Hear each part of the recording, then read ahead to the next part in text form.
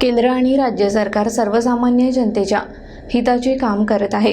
राज्यातील महायुतीच्या सरकारला पुन्हा सत्तेत आणण्यासाठी सर्व कार्यकर्त्यांनी कामाला लागा असे आवाहन शिवसेनेचे नेते तथा केंद्रीय मंत्री जाधव यांनी केले।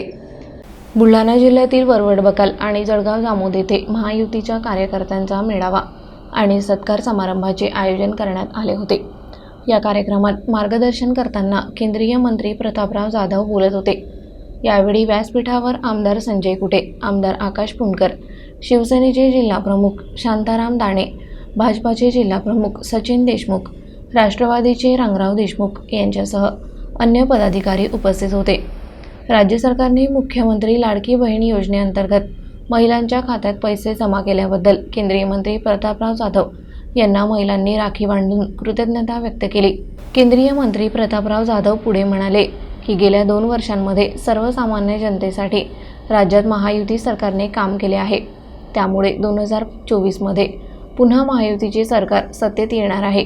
त्यासाठी आपण सर्वांनी एक दिलाने काम करायचे आहे। केंद्रात महायुतीचे सरकार आहे, त्यामुळे महाराष्ट्राच्या विकासासाठी होणाऱ्या विधानसभेत पुन्हा महायुतीच्या घटक पक्षांचे उमेदवार निवडून द्यायचे आहे। केंद्र सरकारच्या विविध योजना तळागाळातील सर्वसामान्य जनतेपर्यंत पोहोचवा असे आवाहन त्यांनी यावेळी केले। जिल्ह्यातील जळगाव जामोद आणि सोनाळा या नवीन रेल्वे लाईन टाकण्याचे काम सुरू होणार आहे।